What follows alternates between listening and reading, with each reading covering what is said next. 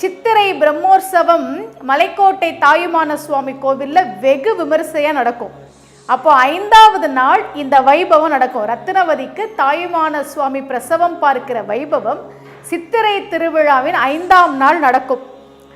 ரத்தினவதி கர்ப்பமாக இருக்கிற அந்த சிலையை சுவாமி முன்னாடி வச்சு திரையை போட்டுருவாங்க. திரையை விலக்கிய பிறகு ரத்தினவதி மடியில் குழந்தை இருக்கும். அப்போது தீபாராதனை காட்டி வழிபாடுகள் நடக்கும்.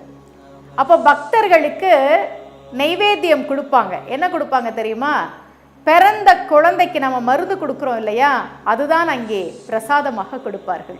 இப்படி தன்னுடைய பக்தைக்காக சிவபெருமான் வந்து பிரசவம் பார்த்தார் இல்லையா, அதனால் எத்தனையோ கர்ப்பிணி பெண்கள் ஒவ்வொரு நாளும் நம்பிக்கையோடு அவரிடம் வந்து எங்கள் வயிற்றில் இருக்கிற இந்த குழந்தை நல்லபடியாக இந்த உலகிற்கு வர வேண்டும், அதற்கு நீ அருள் செய்ய வேண்டும் என்று அவரிடம் விண்ணப்பத்தை வைத்து கொண்டே இருக்கிறார்கள்.